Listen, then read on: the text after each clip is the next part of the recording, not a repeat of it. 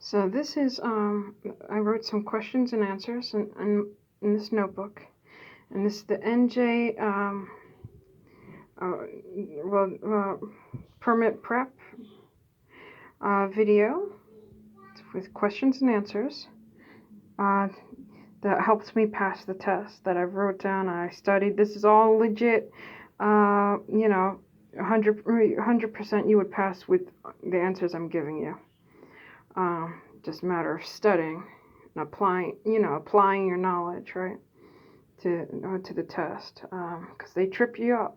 So, back to it. I'm going to be reading it. When applying the crash prevention formula, a driver should be alert, be prepared, and act in time. If you move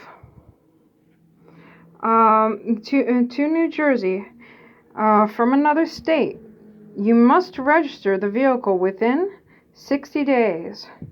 When you move into New Jersey from another state, you must have your vehicle inspected within 14 days after registering it. Failure to stop for pedestrians in a crosswalk carries a fine of $500, up to 25 days in jail, community service, a driving privilege suspension, and up to 6 months. A driving privilege suspension of up to 6 months and 2 points. How close can you park by a fire hydrant? 10 feet. How close are you permitted to park by a crosswalk? 25 feet. So those are very important ones. I've seen those on the test. How close can you park by a fire hydrant? 10 feet. How close are you permitted to park by a crosswalk? 25 feet. During what time are studded snow tires legal? November 15 through April 1st. How close are you permitted to park by a stop sign? 50 feet. I rewrote that same one from over here now. Okay, I could read it again though.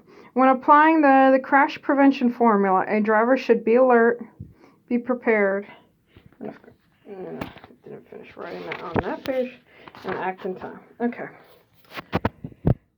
Sudden turns, lane changes, or hard braking can throw a vehicle into a skid. Skids often happen on wet or icy roads. If a vehicle's conventional disc and drum brakes suddenly fail, a motorist should shift to a lower gear and pump brake pedal fast and hard several times.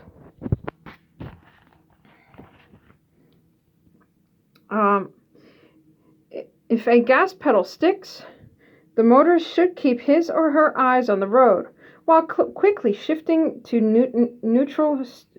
Steer the vehicle to a safe area off the roadway, turn the engine off, and call for help. In New Jersey, traffic fines are doubled for motor vehicle violations committed in the area of roadway construction zones. Oh, I definitely saw that on the test. I'll tell you guys that. So I'm going to repeat that one. In New Jersey, traffic fines are doubled for motor vehicle violations committed in the area of roadway construction. They do switch that test up. I know people that they've dealt with different questions the second, third time around because they messed up the first time. So you might not bump into the same stuff, but first offense BAC point, 10% or more. 7 month to 1 year suspension of driving privilege, $300 to $500 fine. So So your first offense, if you have a BAC of 0.10% or more, you got caught. You shouldn't be drinking when you're driving anyway, but you got caught. That's why, you get the offense, right? 7 months to 1 year, your suspension of driving privilege. You'll owe $300 to $500 fine. Let's see. Oh, and there's more to it than that. I continue to the next page. Okay, there's also a 12 to 48 hour participation in an intoxicated driver resource center. $230 per day. IDRC fee. Up to 30 days imprisonment. Whoa, hey, that's a lot of stuff. Yeah, it's all still connected. Oh, damn.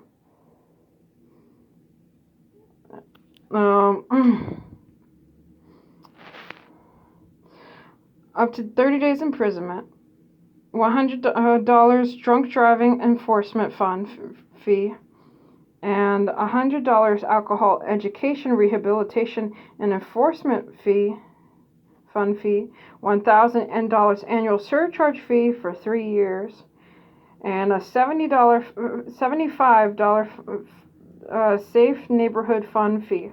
Yeah, so they have stuff in the book like that tells you if you mess up what you're going to be dealing with. So, yeah, don't drink and drive. That's bad. That's a no-no. There was more stuff like that, but then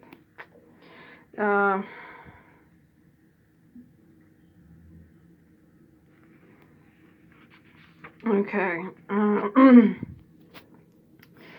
Driving under the influence, DUI convictions. A motorist caught with a passenger under 18 years of age at the time of the violation will face a disorderly persons offense and will receive suspension of driving privileges not more than 6 months, and will perform up to 5 days of community service.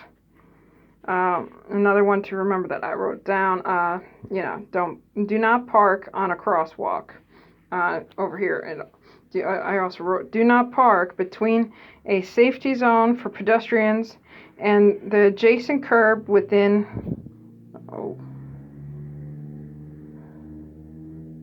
I think, my handwriting, I think I wrote within 28 feet of the end of the safety zone. It's definitely 20 something. Maybe it's 20 or 28. Sorry about that, guys. But, I'm just trying to help you guys out. Some of the stuff, I have a lot of stuff in here that will help in this book because, like I said, I wrote down everything that helps me get through. But also you should read. You should also read the book anyway.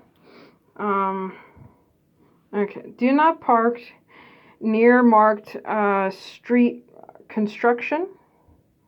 Oh, do not park near properly marked street construction. My bad.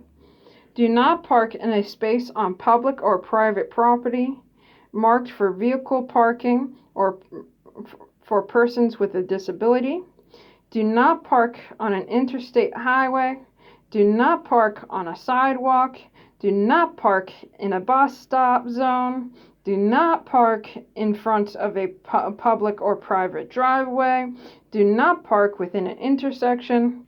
Do not park within 10 feet of a fire hydrant. I crossed that out for some reason.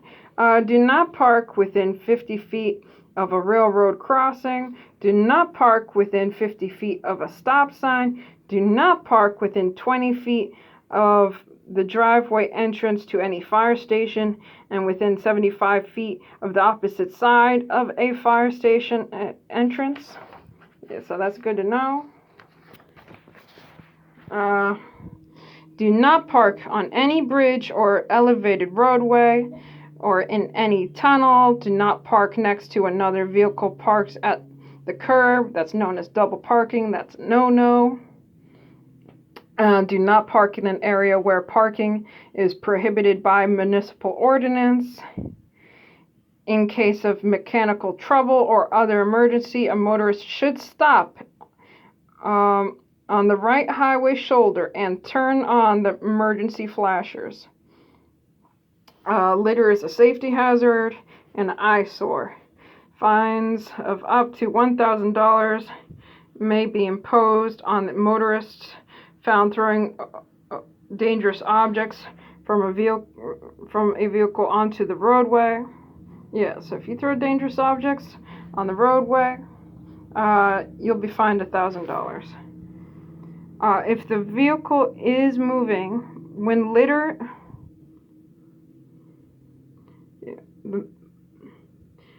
Okay, so I guess from what I wrote, if the vehicle is moving when somebody litters, when they're maybe tossing garbage out the window or something, the motorist may lose his or her license. Prevent a collision. Most collisions are caused by motorist error. The standard collision prevention formula: be alert, be prepared, act in time. Yeah, I wrote that a few times in this notebook. I wanted to be sure. So I did write an explanation at this point this time, which is good because it's better to really be prepared for that test. So be alert. Never think the other motorist will not make a driving mistake. And be prepared, learn what to do in any situation when you have to act fast, and always expect the unexpected. Act in time. Try not to panic. Know what to do if something happens suddenly. Another thing I wrote down,